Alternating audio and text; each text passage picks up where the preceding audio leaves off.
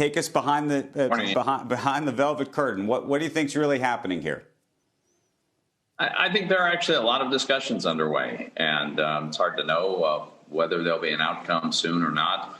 From the Democratic point of view, they're assured of not being any worse political configuration after the January 5th election. I'm pretty cautiously optimistic we'll hold those two Georgia Senate seats, but that only leaves us in the same position we're in now. So not a big incentive either way, although, as I say, the Democrats might be hoping for a configuration that's more beneficial for them. Look, I think the important thing to remember is we're in a very, very different position in our economy today than we were back in March, April.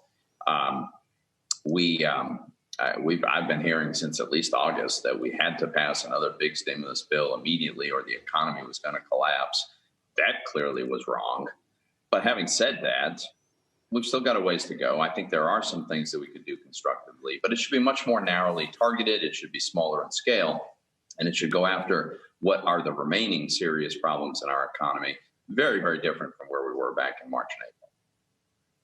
Well, so Senator, just walk us through what you think that looks like. And the reason I ask is you've been more vocal about not needing a stimulus than others have. There was, and you were part of it, the hearing with the chairman of the Federal Reserve, who has a view that stimulus is remarkably necessary, more than ever right now.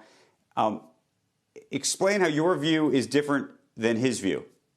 Well, I'm just looking at the data. I think you guys just finished doing a report about how extraordinary the housing market is. Manufacturing has been absolutely terrific. All financial market indicators are that we are we've got a very, very bright future ahead. Unemployment is much lower, right? We were told we'd be lucky if we could get the unemployment rate below 10% by the end of the year. We were at 6.9 at the end of October.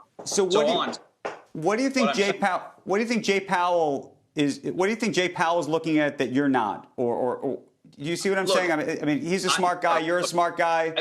I have a lot of respect for Jay Powell. I think very highly of him. But central bankers tend to be extremely risk averse, right? And he also would have preferred to keep the 13.3 lending facilities. I don't think that was a good idea. So we're not going to agree on everything. We don't have to.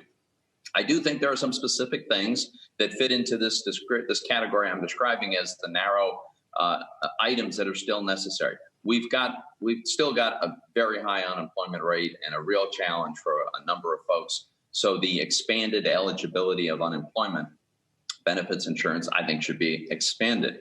We have categories of businesses that are still in a world of hurt, right? Unlike, say, the manufacturing sector, which by and large generally has come back strongly, parts of the service sector certainly have not, especially hospitality, travel, entertainment.